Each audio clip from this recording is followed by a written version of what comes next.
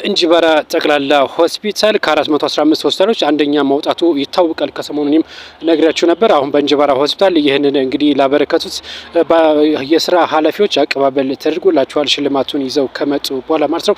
በጤና ሚኒስቴር አራተኛ ዙር የትብብር በሚል የእንጂባራ ጠቅላላ ሆስፒታል ካሉ ከ415 ሆስፒታሎች አንደኛ ደረጃ በመውጣት የወርቅ ዋንጫ እንደዚሁም 5 ሚሊዮን ብር መሸለሙ ይታወቃል።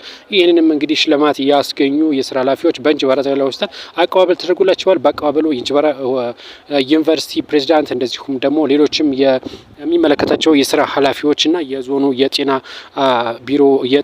ቢሮ ኃላፊዎችም በተገኙበት ነው አቀባበል የተደረገላቸው። እንግዲህ የሆስፒታሉ ስራ አስኪያጅ ደረጀ እንግዲህ ትልቅ አስተዋጽኦ አበርክቷል እና እሱም እንግዲህ ትልቅ አክብሮትና ምስጋና መርሃ ግብርም እንደዚሁ ተደርጎለት ነው የተባለው። እንግዲህ እኛም እንኳን ደስ አላችሁ መልእክት ማሳለፍ እንፈልጋለን። በዚህ ሆስፒታሉ አክሎም የተሻለ ስራ በቀጣይ ለመስራት ቅድመ ዝግጅት ማድረጉ እንደዚሁም ደግሞ ከእንጂባራ ዩኒቨርሲቲ ጋር በጋራ ለመስራትም ስምምነት ማድረጋቸውና እንደዚሁም የተሻለ ለውጥ ለማምጣት